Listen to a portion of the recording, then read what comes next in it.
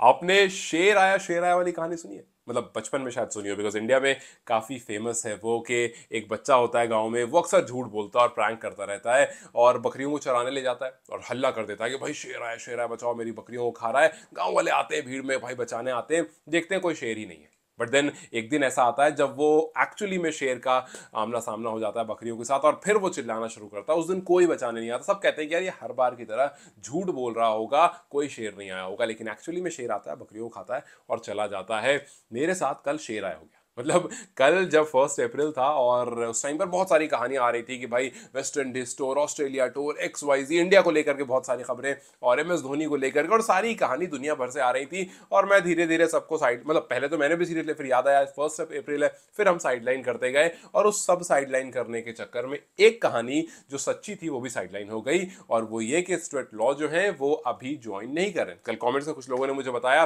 कि क्या क्या रीजंस है ना ज्वाइन करने के, और आज खबर आती है कि ज्ञानेंद्र मल्ला जो है उनको हेड कोच बना दिया गया है नेपाल क्रिकेट टीम का। सो फिलहाल नेपाल क्रिकेट टीम जो है वो 1 वीक का कैंप भी भैरावा, अगर मैं गलत बोल रहा हूँ तो करेक्ट कर देना, वहां पर 1 वीक का कैंप लगा है। वहां वो अपने कोच के साथ, ज्ञानेंद्र मल्ला के साथ जुड़ने वाले हैं। वहां अपनी प्रैक्टिस भी, ट्रेनिंग भी शुरू हो गई है। और इसी बीच में मैंने स्टुअर्ट लॉ के बारे में पढ़ना शुरू किया, बिकॉज ऑब्वियसली भाई नए कोच बन रहे हैं, थोड़ी इन्फॉर्मेशन चाहिए। तो उनको लेकर कुछ बड़ी एक्साइटिंग चीज मुझे पता चली जो मैं आपको अभी जस्ट बताऊंगा इस खबर के बाद।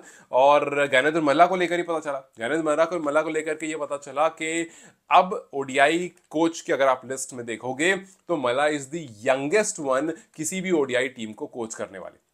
ज्ञानेंद्र मल्ला की जो रजिस्टर्ड एज है वो 34 है। इससे पहले अशोक मनकट जो है वो इंडिया के कोच बने थे 35 की एज में, और वो यंगेस्ट कोच थे 35 की उम्र में। लेकिन ज्ञानेंद्र मल्ला जो है अब 34 ईयर्स के हैं और वो यंगेस्ट कोच फिलहाल जो नेपाल टीम को कोच करेंगे। तो यस, ठीक है, मतलब इस एज में जहां पर बहुत सारी टीम में लोग खेल रहे होते हैं वहां पर मल्ला जो है वो कोचिंग दे रहे होंगे, which is obviously an achievement आने वाले टाइम में। अभी 35 है, 55 आते तक न जाने कहाँ कहाँ के कोच बन जाएंगे, और आई एम वेरी श्योर कि वो एक बड़ी अचीवमेंट होगी नेपाल की टीम के लिए। खैर फिलहाल कल जो खबर आई थी कि विनोद दास ने, जो कैन के मैनेजर है, उन्होंने कहा था कि यार अभी नेपाल स्पोर्ट्स काउंसिल जो है उन्होंने अपनी तरफ से क्लियरेंस नहीं दिया है और हम उनकी क्लियरेंस का वेट कर रहे हैं। हमने रिकमेंडेशन लेटर जो है हेड कोच का वो भेज दिया है, बट वहां से जैसे ही क्लियरेंस आएगी, कुछ लोगों ने मुझे बताया कि वर्क परमिट का भी इशू है, वर्क परमिट वीजा जो होता है उसका भी इशू है नेपाल में, उसमें भी थोड़ा टाइम लगता है। तो वहां भी चीजें और बातें फंसी हुई है, कुछ डॉक्यूमेंटेशन प्रोसेस है जहां पर बातें फंसी हुई है, और इन सबको मिला जुलाकर टाइम लगने वाला है एटलीस्ट 8-10 दिनों का। तब तक टीम जो है वो टूर पर चली जाएगी, और अगर वाकई इतना टाइम लगता है तो इसका मतलब है कि जब टीम वहां से वापस आएगी या फिर जब टीम अपना मैच वैच वहां खेल रही होगी तब जाकर के इनको क्लियरेंस मिलेगा, और तब जाकर के स्टुअर्ट लॉ जो हैं वो नेपाल के ऑफिशियल हेड कोच, मतलब रजिस्टर्ड जो हेड कोच बन जाएंगे, और तब जाकर उनका टाइम जो है वो शुरू होगा। सो फिलहाल नेपाल जो T20 सीरीज के लिए हांगकांग जा रहा है उसमें कुछ नए फेसेस हैं, उस पर आपकी नजर होगी। नजर ऑब्वियसली ज्ञानेंद्र मल्ला की कोचिंग स्टाइल पर भी होगा, बिकॉज यार एक यंग कोच 34 ईयर्स का, जाहिर सी बात है आगे जरूरत पड़ने पर कहीं भी उनको याद किया जा सकता है। और कुछ नए खिलाड़ी जैसे किरण है, किरण थंगुना है, फिर उसके बाद बशीर अहमद है, नंदन यादव है, फिर रिजान धाकल को मैं हमेशा काफ़ी हाई रेट्स करता हूँ, फिर उसके बाद अर्जुन घरती हैं। तो ये कुछ खिलाड़ी हैं जिन पर मेरी अलग से नज़र रहेगी, क्योंकि ये जो T20 टूर है ये आई नो के स्टुअर्ट लॉ के साथ होता तो ज़्यादा एक्साइटिंग होता, बट बिना स्टुअर्ट लॉ के ज्ञानेंद्र मल्ला के साथ भी ठीक है। मतलब टीम को अच्छे से जानते हैं और उनको पता है कहाँ क्या कमजोरी है, क्या स्ट्रेंथ है, किस पर ज़्यादा काम करना है। तो देखना होगा कि कितने नए खिलाड़ियों को मौका मिलता है, देखना होगा इस कैंप में कितने खिलाड़ी ऐसे हैं जो आई एम वेरी श्योर कि जो 15 जो टूर पर करेंगे उन 15 में उनका नाम आएगा।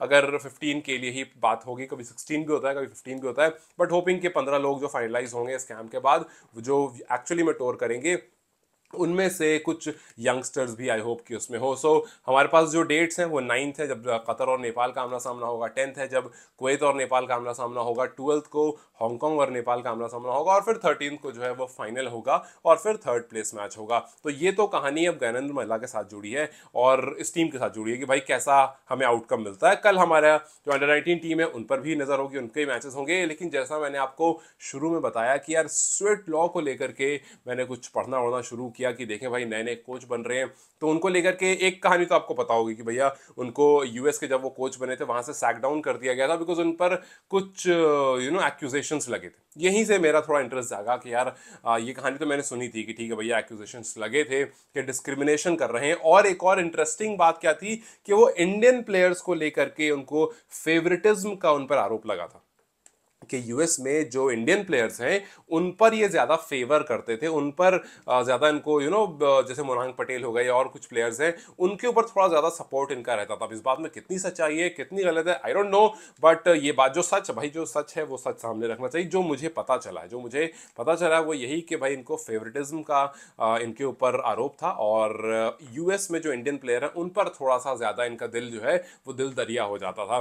तो ये एक जो नेगेटिव बात इनके बारे में पता चली। फिर उसके इनके बारे में जब और पढ़ना शुरू किया तो वेस्ट इंडीज टीम के बारे में, जब वो 2017 में वेस्ट इंडीज टीम के साथ थे तो एक लाइन जो हमने नेपाल को लेकर के अक्सर सुनी है उस तरह की कुछ बात उन्होंने कहा था कि आप हम उनकी जो एग्जैक्ट लाइन में पढ़ता हूं पहले, उन्होंने कहा कि you can't just keep on saying कि दीज गाइज आर लर्निंग, इसलिए मैंने ये लाइन चुनी।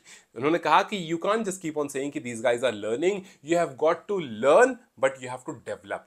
अब देखिए नेपाल का अब तक जो लर्निंग वाली लाइन थी जो हमने रोहित पौडेल से काफी बार सुनी, हमने पिछले कोच से काफी बार सुनी, ये बताता है कि स्ट्रेट लॉ यहां पर चीजों को बदल सकते हैं। बिकॉज लर्निंग वाला जो फेज है ना वो आप चाहे पाकिस्तान चले जाओ, रिजवान के मुंह से आप अक्सर सुनते हो या और किसी बहुत सारे प्लेयर्स या फिर बहुत सारे कोचेस के मुंह से सुनते हो, बट यहां पर जो उन्होंने एक लाइन अलग यूज की थी वेस्ट इंडीज टीम को लेकर के कि आपको ये कहना बंद करना होगा कि भैया वी आर लर्निंग, या फिर अगर आप सीख भी रहे हो तो उससे ज्यादा आपको डेवलपमेंट की तरफ ध्यान देना पड़ेगा कि भैया सीख तो रहे हो बट डेवलपमेंट हो भी रही है टीम में नहीं। बिकॉज नेपाल को लेकर यही कहानी है कि भैया सीख तो रहे पिछले 2 साल से लेकिन डेवलपमेंट नहीं है। और अगर इनका मंत्रा वाकई ऐसा है कि भैया लर्निंग के साथ डेवलपमेंट जरूरी है, देन आई थिंक हमें इंतजार करना होगा बिकॉज ये काफी इंटरेस्टिंग चीज है। अब 2011 में, और ये जाने जाते हैं भाई अपने ही प्लेयर को क्रिटिसाइज करने के लिए, जब 2011 में बांग्लादेश के साथ ये जुड़े हुए थे तो उस टाइम पर इन्होंने कहा कि हमारी जो परफॉर्मेंस थी खास करके बैटिंग परफॉर्मेंस थी वो काफ़ी मीडियोकर थी, मतलब बहुत अच्छी नहीं थी, एकदम एवरेज सी परफॉर्मेंस हमने दी। और हम चाहते थे कि मतलब टेस्ट मैचेस की बात है कि हम चाहते थे कि कम से कम हम 130 ओवर बैटिंग करें, लेकिन हम बिल्कुल भी नहीं कर पाए। ऑपोजिशन ज़्यादा कंट्रोल में थी, ज़्यादा बेहतर मैचेस खेले हमसे, ज़्यादा बेहतर तरह से चीज़ों को डिलीवर किया और हम फेल कर गए। ये चीजें यूजुअली एक कोच नहीं बोलता, ये चीजें यूजुअली आप कोच को बोलते हुए नहीं सुनोगे कि हमारी जो बैटिंग परफॉर्मेंस थी वो बड़ी मीडियोकर थी। आप ये बोल दोगे कि हाँ जी सामने वाले ने अच्छा किया, उसने अच्छा किया, उसने अच्छा किया, या कभी कभी आप बोल दोगे कि ठीक है हमें इस चीज़ों पर काम करना है, but you will never criticise your own player कि हमारे बैटर्स ने अच्छी बैटिंग नहीं की या हमारे बैटर्स बड़ी मीडियोकर परफॉर्मेंस दे रहे हैं इसलिए वो फेल हो रहे हैं। और ये वो काम करते हैं। तो अगर आकर के आप आगे क्रिटिसाइज करना शुरू करोगे, जो कि मैंने अभी तक नहीं देखा, हमने अक्सर अभी हैप्पी ड्रेसिंग रूम की बात सुनी है, पॉजिटिविटी स्प्रेड होते हुए सुनिए, बट अगर आप क्रिटिसाइज करना शुरू करोगे अपने ही प्लेयर्स को तो how well this will be, ये भी एक बड़ा सवाल है। फिर उनके बाद हमने एक और स्टेटमेंट उनकी 2011 की निकल कर आई शॉर्ट सिलेक्शंस को लेकर के। जब वो बात कर रहे थे उन्होंने कहा, ये भी मैंने खास करके ये स्टेटमेंट पिक किए, उन्होंने कहा कि शॉर्ट सिलेक्शन का मतलब या पॉजिटिव होने का मतलब ये नहीं कि आप हर बॉल पर 6 मारो।